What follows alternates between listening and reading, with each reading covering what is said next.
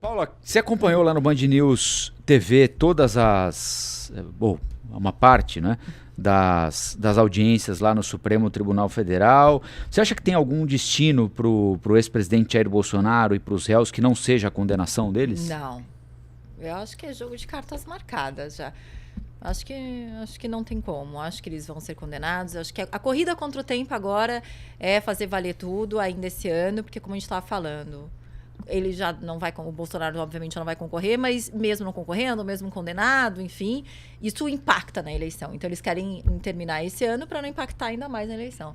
Mas não vejo outro destino. Acho que agora eles vão tentar. Ontem o Bolsonaro também falou durante 1 hora. Sim. Foi bem no início do meu jornal, ele falou durante 1 hora. E ele falou muitas questões que eu acho que os advogados devem levar como provas, enfim, né? Assim como as testemunhas, mas mesmo tendo tudo isso, eu não acredito. Eu colocaria mais 99%, né? para condenação. Eu não acredito que tá tenha com uma jeito virada de punição, né, Vinícius? Sim, tá com jeito de O que você achou punição. do relatório apresentado pelo ministro Alexandre de Moraes, de uma pequena divergência que surgiu ali no voto do ministro Luiz Fux, né? Ele levanta uma bola interessante ali, que é o porquê do julgamento na turma e não no plenário, né? E a outra bola é a dosimetria da pena da Débora, né? Sim, ele fala que ele vai... pediu para rever. Exatamente, que ele fala, ó, o legislador diz qual é a pena para determinado crime, mas quem dá a dose mínima ou máxima é o juiz, né? O ministro Luiz Fux, ele foi voto vencido, né? Porque ele votou para que o processo que aceitou a denúncia contra o ex-presidente Jair Bolsonaro ocorresse a partir da visão dos 11 magistrados da Suprema Corte. Que me parece bem justo. Sim. Né? Sim.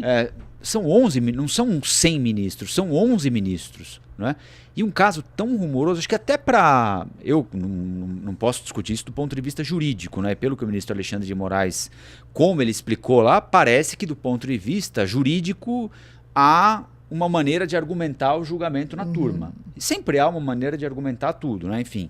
Mas eu acho que pelo peso do julgamento, pela utilização política que vai se dar do julgamento, já está dando, independentemente do resultado, seria bom para o processo, para o Supremo, inclusive, que o julgamento fosse por todo o plenário. Até para não se deixar nenhuma ponta solta, não parecer que teve manobra. Não, você segura aqui para não ir para lá, porque se for para lá, o fulano vota, o outro pede vista, o outro não sei o quê. Não, o plenário é soberano, né? Sim.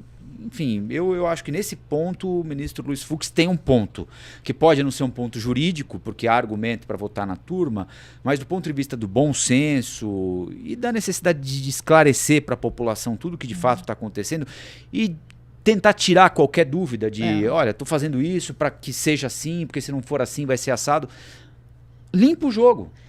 Abre o jogo, distribui o jogo, todo mundo vota. Eu entrevistei muito o doutor Gustavo Sampaio, que ele é jurista, muito bom, enfim, sobre a questão do Alexandre de Moraes, que é um pedido da defesa, que ele não fosse o relator do caso, já que o nome dele é citado, né, numa das investigações ali da polícia, que seriam os alvos, né, para serem mortos, ele, Lula e Alckmin. E aí o doutor Gustavo Sampaio me disse o seguinte, olha, na legislação brasileira, não tem nada que impeça ele de ser o relator. Mas seria de muito bom tom que ele não fosse o relator. Diante da granditude do caso, é isso, a gente está falando de 5 ministros, em que tem o Fux, que levantou a questão, as duas questões, inclusive, mas a gente tem um relator que foi citado no caso, tem Flávio Dino, que até o ano passado era ministro do governo, tem Cristiano Zanin, que até outro dia era advogado do Lula. Então, assim, se vocês querem, é aquilo que a gente estava falando de novo, né? Parar de ser holofote, os ministros, enfim, pessoas públicas, mas assim... mostrar para a população, olha, a gente não tem partido, a gente está aqui pela... Então faz isso, abrange, né? Mostra o quanto antes, não, eu estou abrindo mão, porque assim, eu sou relator, mas eu sou citado. Então eu vou deixar, aí vai lá e faz o seu voto como ministro. Ele não precisa aceitar a relatoria. Acho que o resultado seria o mesmo, mas talvez a população conseguisse ler e entender de uma forma diferente. Ou, pelo menos, não teriam tantos argumentos para crítica, né? Mas é isso que... Aí a gente volta para aquele ponto que a gente estava conversando aqui. O quanto os magistrados da Suprema Corte estão preocupados com a opinião popular. Porque eles não precisam de voto. né? Eles não convivem nos mesmos ambientes do que a população. Né? Quando isso acontece, e eu não estou aqui incentivando nenhum tipo de agressão verbal, nada, mas eles não convivem com a população. Eles podem imaginar o que a população em geral pensa sobre eles, mas a empáfia e o ego é tão grande que fica muito distante. Eles vivem em um outro momento. Eu acompanhei boa parte do voto do ministro Alexandre de Moraes, e o ministro Alexandre de Moraes, acho que ele nunca bebeu tanta água na vida dele, porque ele falava: o ex-presidente Jair Bolsonaro bebia água, 15 segundos para voltar a falar. Então é uma demonstração contínua de poder.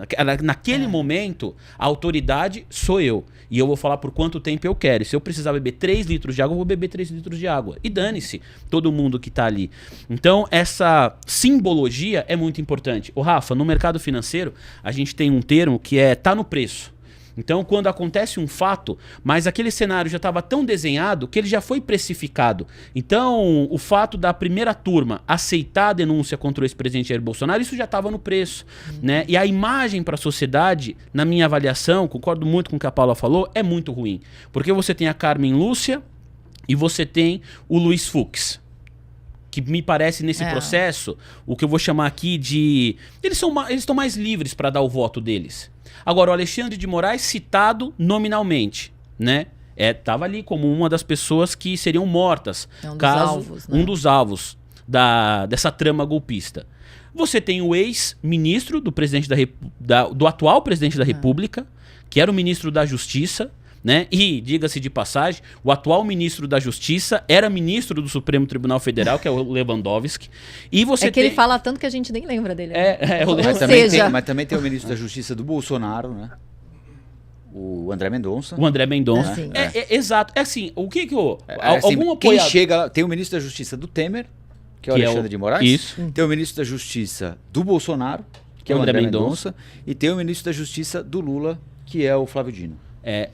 Lembrando que o ministro da Justiça do Bolsonaro era o Sérgio Moro, que era juiz da Lava Jato, que condenou o Lula. Agora presidente... Olha o rolo, né? Luiz Inácio Lula da Silva, ele era ministro do Bolsonaro da Justiça, briga com o Bolsonaro, o advogado-geral da União, que era o André Mendonça, se torna ministro da Justiça e depois vira ministro do Supremo Tribunal Federal. Então, não é assim uma característica do Lula indicar o seu ministro da Justiça para a Suprema Corte. É uma característica de outros presidentes da República e é uma péssima característica. Não é contra a lei, senão outros não teriam feito. O Gilmar Mendes era advogado-geral do Fernando Henrique Cardoso. Bem lembrado. O Marco Aurélio Mello era primo do Fernando Collor de Mello. E assim vai. Seguimos a vida, né? Exato. Por isso que hoje, talvez alguma coisa positiva da polarização seja justamente a discussão de como que tem que ser, de repente ter um prazo, né? Só que essa discussão não acontece mais seriamente nunca, de votação, inclusive,